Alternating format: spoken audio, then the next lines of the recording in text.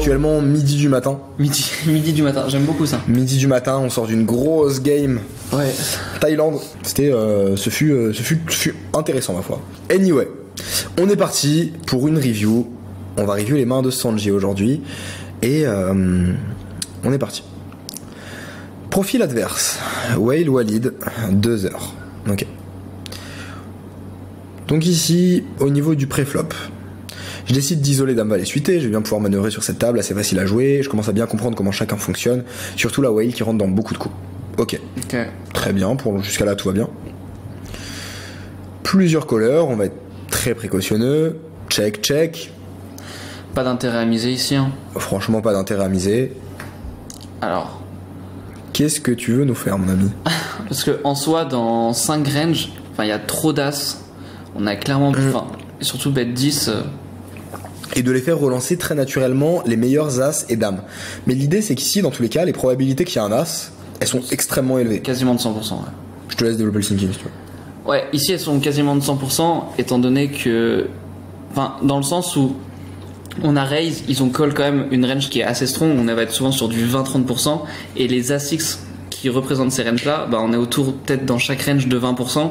On est 5. Tu vois, 20 x 5, ça fait quasiment 100%. Ça fait 100, tu vois. Donc, les probabilités qu'il y ait un As-X, elles sont énormes. Et de plus, pensez que miser 10 dans 120, ils vont relancer leurs As-X ou leurs Dame-X. C'est pas trop la réalité. Ça va très souvent call. Et en plus de ça, les Dame-X, ça va très très peu les raise. Donc ici, clairement, en fait, on met $10 dans un pot qui fait 120. On va pas gagner en clairvoyance parce que ça va pas raise, ça va continuer de call les draws. Et en fait, on n'accomplit rien et juste on met de l'argent dans un pot où on n'a pas assez d'équité pour value. Parce qu'ici, on n'est pas en value. Quoi. Et aussi, ouais, clairement, on n'est pas en value. Et aussi, en fait, un des gros soucis de ce spot, c'est si, par exemple, Walid, il a As-8, j'ai pas du tout envie de bet et lui laisser une opportunité de raise et me deny mon équité. Aussi, ouais. Parce que, en fait, j'ai encore beaucoup d'équité en soi. Je joue toutes les dames, tous les valets. Des cœurs, des backdoor cœurs. Backdoor cœur, backdoor straight. Ouais. Il y a plein de cartes qui nous arrangent turn et on n'a pas du tout envie de réouvrir l'action. En fait, ici, dans ce genre de spot, on veut justement aller chercher notre écart très tranquillement et on veut vraiment pas reopen. Donc là, en fait, c'est une grosse problématique, pas parce que tu te values que de 10€, mais parce que maintenant tu leur laisses une opportunité de raise et dans tous les cas, comme tu as dit, tu vas pas forcément avoir de la clairvoyance sur leur range. Donc voilà pour ça. Ok, très bien. Maintenant, notre seule question, c'est comment est-ce qu'on déstack A6. Je pense qu'ici, ça sert à rien de faire très très cher étant donné que Walid il est très peu deep, le pot est déjà énorme. Ouais, je suis ok. Faut juste faire un size où il arrive river avec son As-8, As-7 et 10, je suis obligé de call quoi. Je crois un peu trop small pour le coup. J'aurais quand même mis un peu plus cher. Ouais. Genre 75 pour value. Parce qu'en fait, t'as pas mal de Doro, pair plus Doro qui anyway vont call. Donc t'es quand même content de plus les stacker. Ok, check. Waouh. What the fuck. Oh non, frérot, qu'est-ce que tu fais? Ça, c'est la deuxième fois, je crois, qu'on le voit avec toi. Quand t'as nuts. Encore une fois, là, en fait, on va se retrouver dans un spot où il va call ses as et de temps en temps, il va te jam une main comme As-2.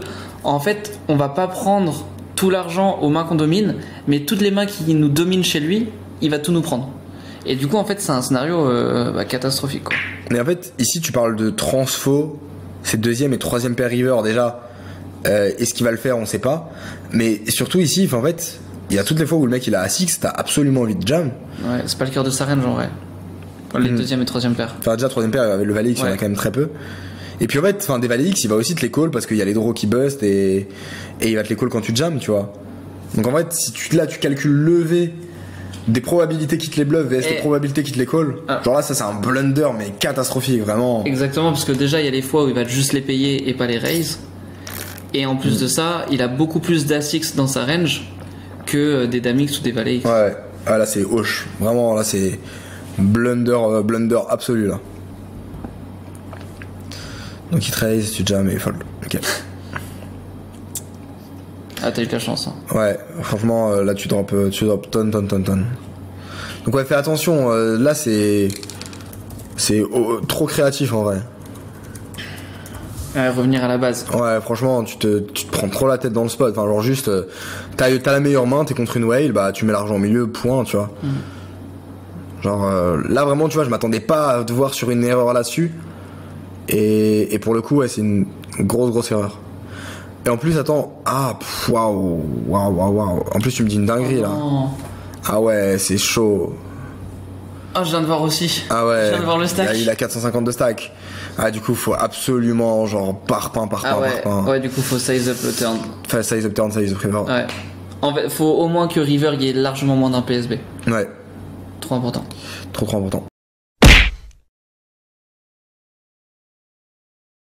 Si tu kiffes ces petites reviews techniques et que t'as envie de développer ton jeu, travailler avec nous et devenir un putain de tueur à gages, c'est très simple, il y a un lien en description, tu cliques dessus, tu remplis un formulaire et tu pourras prendre un appel avec un membre de notre équipe et on verra comment on pourra avancer ensemble pour aller tout péter. Je te laisse checker ça, bonne fin de vidéo.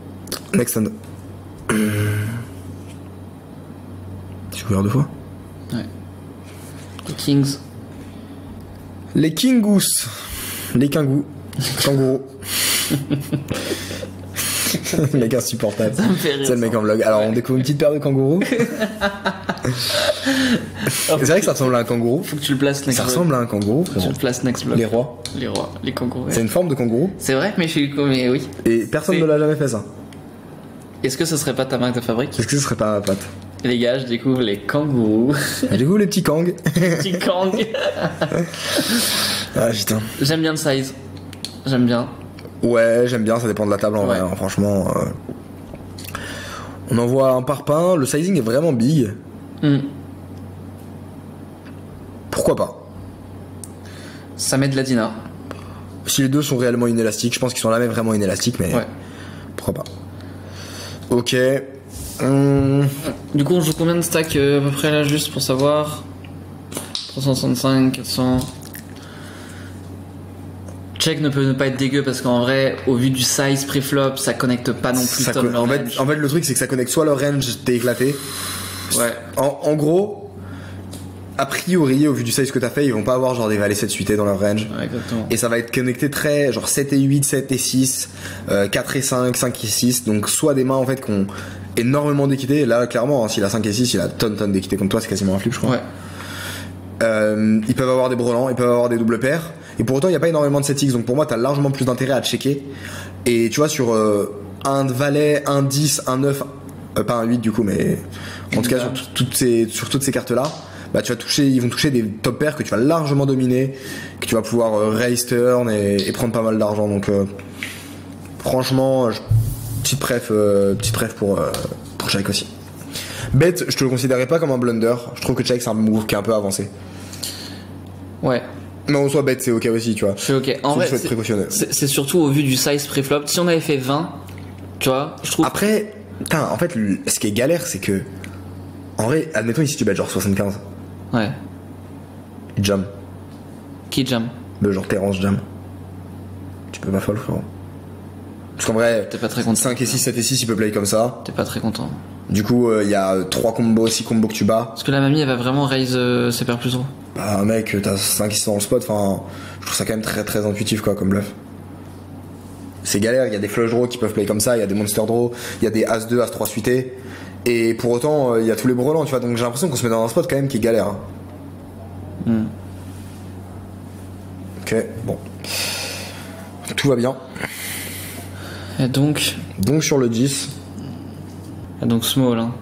moi je trouve que. Mais j'arrive pas à voir quel 10x elle a dans sa range en fait. Non, moi je vois grave genre. 5 et 6, 7 et 8. Non, genre même des DP flop, brelan flop qui play comme As, tu vois.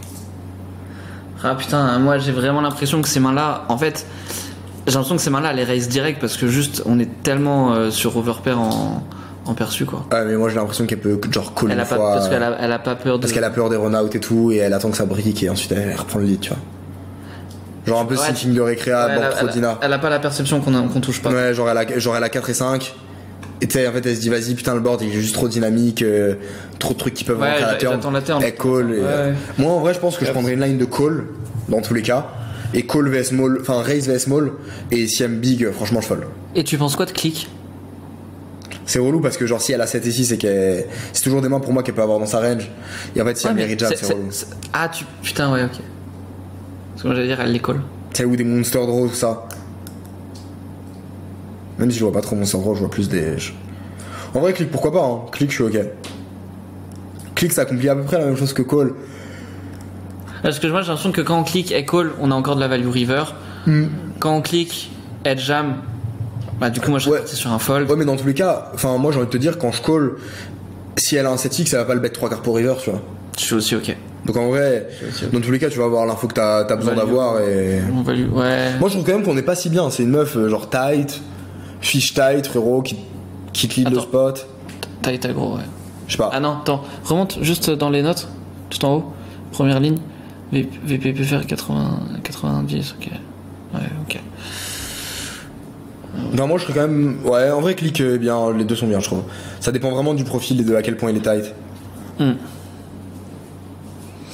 Ok, on call. Ok. Et là, elle fait du coup un demi-pot. C'est un demi-pot par contre sur la flush qui hit, hein. Moi je fold. Ouais. Franchement, enfin, genre fold tous les jours, même pas de. C'est le plus gros snap fold. Je suis complètement ok. Surtout que, enfin, tout plus gros snap fold de l'année. La seule question, c'est ce qu'on transforme en bluff. Franchement, sans info, j'ai des trades. En fait, en vrai, ce qu'on transforme en bluff. Ah ouais, elle a rien derrière. On n'a pas des. Si elle avait notre stack, ouais. En vrai, même moi si elle a 700, si elle a plus, il y a genre 800, je pense que je prends le bluff tout le temps. Ouais. Mais encore, c'est même pas un spot que je te conseille, Sanji. Genre, pas besoin de ça. T'as pas encore. Faut déjà que tu maîtrises les basiques. Bien, quand je dis maîtriser les basiques, c'est que tu sois capable de faire sur ces tables-là, sur de la 2-5, de faire des mois à 15K, 20K easy, que tu montes à 20, 25 bébés de l'heure. Et après, tu pourras prendre ces spots parce que si tu te trompes sur ces spots, tu perds vraiment beaucoup d'argent. Donc. Non, là, c'est clair. Au vu de sa range, si on suit la méthode de l'entonnoir, enfin, il y a rien. Frérot. Ouais. Genre, les seules mains potentielles qu'elle avait en bluff, elle a hit. Ouais. Maintenant, elle peut jouer toutes les doubles paires comme ça à Brelan. Je trouve que ça fait. Ça a énormément de sens de les play comme ça. Complètement. Et pour autant, est-ce que vraiment 7 et 6, ça va se dire tiens, je le bête? Il y a les flushs qui rentrent, il y a les 8 et 9 aussi, qu'elle aurait pu très bien jouer comme ça. Là, c'est ghetto à la mort. Il faut qu'on soit bon 25% du temps malgré tout. Malgré tout, c'est le valet de trèfle, c'est l'une des pires quoi. Ok, good. Très bien. Nice hand. Ouais. Et Brelan de 7.